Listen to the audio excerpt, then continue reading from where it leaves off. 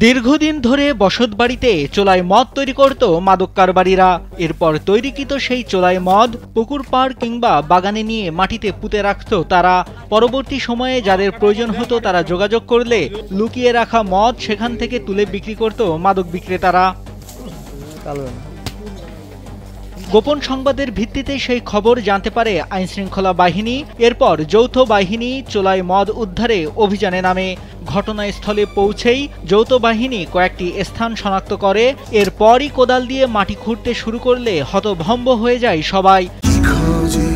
Sensation classic strawberry ও coffee ভ্যারিয়েন্টে সেখানে ড্রামে পুঁতে রাখা ছিল গ্যালন গ্যালন চোলাই মদ। অভিযানে 15,000 লিটার মদ উদ্ধার করে যৌথ বাহিনী। গাজীপুরের কালিয়াকৈর উপজেলার মধ্যপাড়া ইউনিয়নের ঠাকুরপাড়া এলাকায় চাঞ্চল্যকর এ ঘটনা ঘটে। পরে উদ্ধারকৃত চোলাই মদ স্থানীয় লোকজনের সামনে ধ্বংস করা হয়।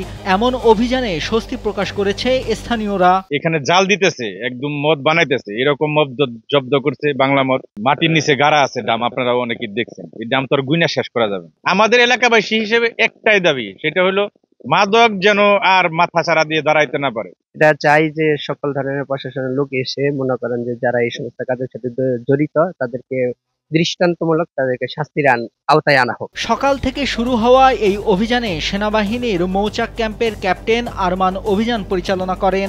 এছাড়া বিজিবি, কালিয়াকৈর থানা পুলিশ ও মধ্যপাড়া ইউনিয়ন পরিষদের গ্রাম পুলিশের সদস্যরা অভিযানে সহযোগিতা করেন। তবে এ ব্যাপারে গণমাধ্যমে সরাসরি আইনশৃঙ্খলা বাহিনীর কেউ কোনো মন্তব্য করেননি।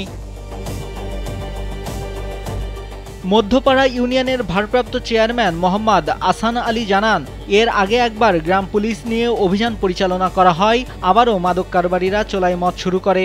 আমরা এর আগে ব্যবস্থা নিয়েছিলাম, ব্যবস্থা নিয়ে সমস্ত কিছু ভাঙ্গে যে আসাল সাংবাদিক আসাল সবই আসাল আমার গ্রাম পুলিশ সহ আমরা ব্যবস্থা নিয়ে সমস্ত কিছু ভাঙ্গা আমরা করছিলাম।